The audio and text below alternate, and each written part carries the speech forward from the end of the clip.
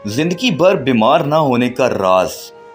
पिछले दिनों एक फिल्म की लोकेशन की सिलेक्शन के लिए फिलिज मिला जाना हुआ, जो शारजाह से अमलकीन के रास्ते फजीरा जाते हुए रास्ते में पड़ता है। यहाँ ऊंट फार्मिंग के साथ एक रेस कोर्स और एक गांव भी है, लेकिन जदीद सहूलियात से आरास्ता। हम 11 बजे पहुंचे तो गाइड से रेस कोर्स का रास्ता पूछ के उसके साथ हो लिए।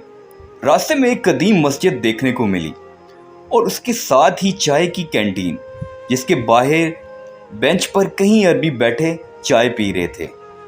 इनमें एक काफ़ी बूढ़ा शख्स भी था, जो शक्ल से बलोची लगता था। मैं इल्म की तलाश में सरगर्दा खुद से शर्त बांधी कि इस बूढ़े के साथ चाय ना पी तो नाम रहे अल्लाह का।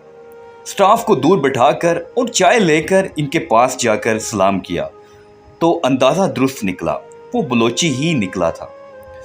अपने आने का मकसद बयान किया तो उन्हें पास बिठा लिया और फिर मेरे इसरार पर ऊँटों पर नहायत मुफीद और तफसीली मालूमात फराहम की, जिसका जिक्र फिर कभी करूँगा।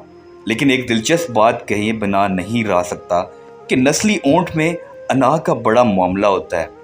हर ऊँटनी का उसके साथ निभा नहीं हो सकता।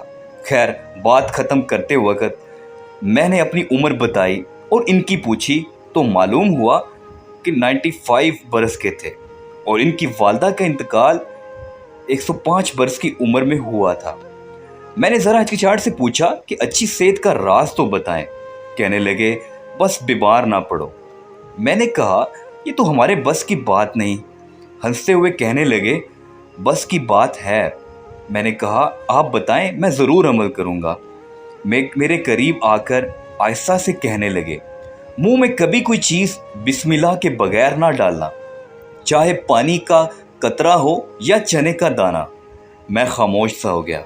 फिर कहने लगे, अल्लाह ने कोई चीज़ बेमकसद और बिला वजह नहीं बनाई। हर चीज़ में एक हिकमत है और इसमें फ़ायदे और नुकसान दोनों पोशीदा हैं। जब हम कोई भी चीज़ बिस्मिल्लाह पढ़कर मुंह में डालते हैं तो अल्लाह इसमें से नुकसान निकाल देता है।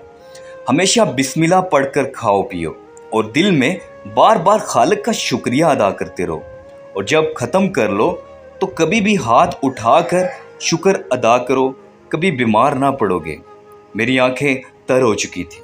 हमारी मस्जिदों के मुल्ला और आलमों से ये कितना बड़ा आलिम था। देर हो रही थी, मैं सलाम करके उठने लगा तो मेरा हाथ पकड़कर कहने लगे, खाने के हवाले से आखिरी बात भी सुनते जाओ। मैं जी कहकर बैठ गया। कहने लगे, अगर किसी के साथ बैठकर खा रहे हो तो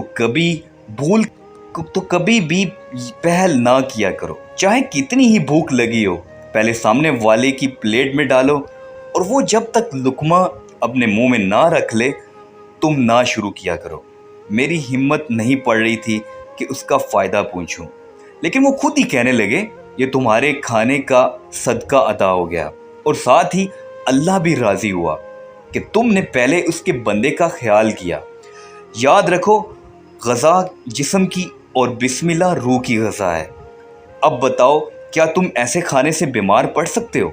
मैं बेसाख्ता इनके चेहरे पर अपने दोनों हाथ रखकर तेज़ी से जाने के लिए मुड़ गया कि दीन की छोटी छोटी बातों से हम और हमारी औलाद कितनी मरहूम है।